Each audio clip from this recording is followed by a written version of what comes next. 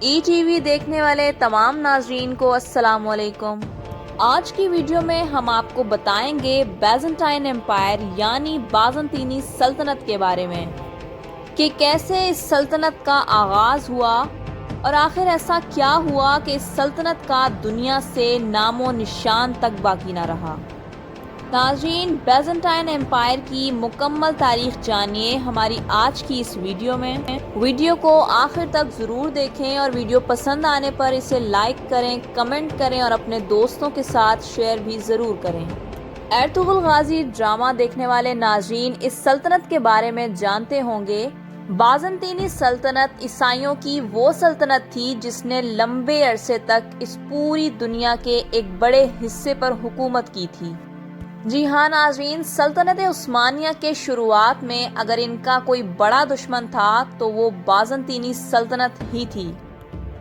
اس سلطنت کے بارے میں حیران کر دینے والی بات یہ ہے، یہ ایک ایسی سلطنت ہے جس کی بنیاد کسی ایک خاص انسان نے نہیں رکھی، بلکہ 284 عیسوی میں رومن امپائر کے دو حصوں میں تقسیم ہونے کی وجہ سے یہ سلطنت خود ہی وجود میں آ گئی تھی۔ دنیا کی سب سے بڑی سلطنتوں میں شمار ہونے والی یہ رومن سلطنت بہت بڑی ہو گئی تھی تو وہ خود ہی آپسی صلاح مشورے سے دو حصوں میں تقسیم ہو گئی۔ اس کے ایک حصے کو ویسٹرن رومن امپائر اور دوسرے حصے کو ایسٹرن رومن امپائر کہا جانے لگا تھا۔ ناظرین، دو حصوں میں تقسیم ہونے کے بعد ویسٹرن رومن امپائر دن بدن کمزور ہوتی جا رہی تھی اور بالآخر اس امپائر کا جڑ سے ہی خاتمہ ہو گیا۔ تو دوسری جانب ایسٹرن رومن امپائر ترقی کی بلندیوں کو چھونے لگی اور یہیں سے آغاز ہوا بازنطینی سلطنت کا۔ ایک اور ضروری بات جو آپ کو بتا دیں کہ دنیا کی ترقی یافتہ بازنطینی سلطنت یعنی بیزنٹائن امپائر شروع سے ہی عیسائی نہیں تھی، بلکہ رومن امپائر کے دور میں اس سلطنت میں کچھ ایسے بادشاہ بھی تھے جو عیسیٰ علیہ السلام کے ماننے والے لوگوں کو سزائے موت تک سنا دیا کرتے تھے۔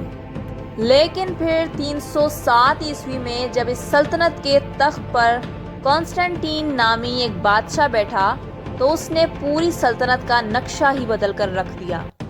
بازنطینی سلطنت کا یہ پہلا بادشاہ تھا جس نے عیسائی مذہب کو قبول کیا تھا اور اسی وجہ سے بیزنٹائن امپائر پر عیسائی مذہب کا گہرا اثر پڑنا شروع ہو گیا تھا۔ اس کے بعد عیسائی مذہب کتنی تیزی سے پھیلا، اس کا اندازہ اس بات سے لگایا جا سکتا ہے کہ 476 عیسوی آتے آتے یہ مذہب بازنطینیوں کا سرکاری مذہب بنا دیا گیا تھا۔ ناظرین، کانسٹنٹین ہی وہ واحد بادشاہ تھا جس نے قسطنطنیہ شہر کی بنیاد رکھی تھی اور کچھ ہی عرصہ گزرنے کے بعد قسطنطنیہ دنیا کے سب سے طاقتور اور امیر شہروں میں شمار ہونے لگا تھا، جسے آج ہم استنبول کے نام سے جانتے ہیں۔ آپ کو مزید بتا دیں کہ کھانا کھانے کے لیے کانٹوں جیسے چمچ کا استعمال بھی بیزنٹائن امپائر کے دور میں ہی شروع ہوا تھا۔ لیکن ناظرین، یہ سلطنت بھی دوسری سلطنتوں کی طرح کچھ ہی عرصہ گزارنے کے بعد کمزور ہونا شروع ہو گئی تھی اور اس کمزوری کی وجہ بادشاہ کی ناانصافی، اس کی ناقابلی اور سستی تھی، یا یوں بھی کہا جا سکتا ہے کہ تخت کا غلط ہاتھوں میں چلے جانا تھا۔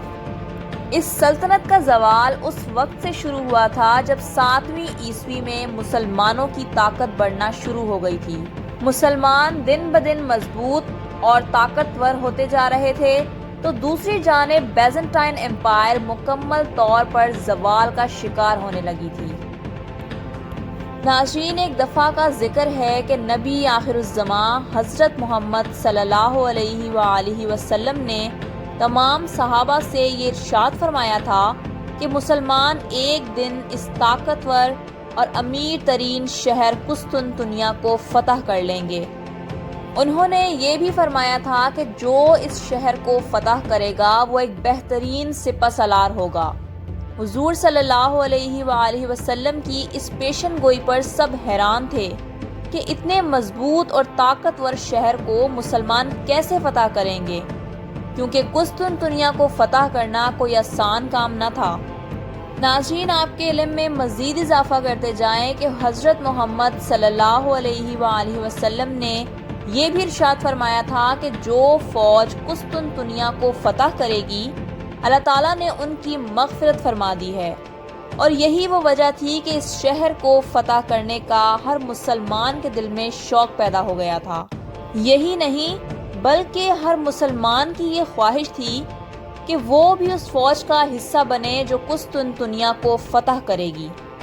سلطنتیں گزرتی رہیں لیکن یہ شہر فتح نہ ہو سکا، اور بالآخر ارطغرل غازی کی چھٹی نسل میں پیدا ہونے والے سلطان محمد فاتح نے حضور صلی اللہ علیہ وآلہ وسلم کی اس پیشن گوئی کو سچ ثابت کر دکھایا۔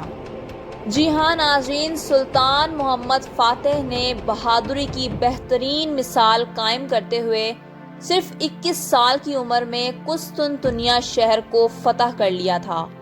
سلطان محمد فاتح نے قسطنطنیہ پر حملے سے پہلے ایسے منصوبے تیار کیے کہ دیکھنے والے حیران رہ گئے۔ ناظرین، سلطان محمد فاتح کا سب سے بڑا اور تاریخی کارنامہ یہ تھا کہ انہوں نے اپنی فوج کے سارے جہاز اپنے سمندر سے نکلوا کر صرف ایک ہی رات میں، جی ہاں ناظرین، صرف ایک ہی رات میں زمینی راستے سے قسطنطنیہ کے سمندر میں ڈلوا دیے تھے۔ ناظرین محترم، یہ تاریخ کا پہلا اور آخری کارنامہ ایسا تھا جو صرف سلطان محمد فاتح نے کیا، اور ان کے بعد پھر کوئی ایسا کارنامہ نہ کر سکا۔ انہوں نے اپنے سمندری جہازوں کو رسیوں سے کھچوا کر زمین پر چلوایا تھا، اور ایک ہی رات میں تقریباً 15 کلومیٹر کا فاصلہ طے کرنے کے بعد قسطنطنیہ کے سمندروں میں ڈلوا دیے تھے۔ اور ناظرین، اسی شہر کی فتح کے ساتھ ہی 1453 عیسوی میں بازنطینی سلطنت، جس نے ایک عرصہ دنیا پر راج کیا تھا، اس پر حکمرانی کی تھی، اس دنیا سے ہمیشہ کے لیے اس سلطنت کا یعنی بیزنٹائن ایمپائر کا خاتمہ ہو گیا تھا۔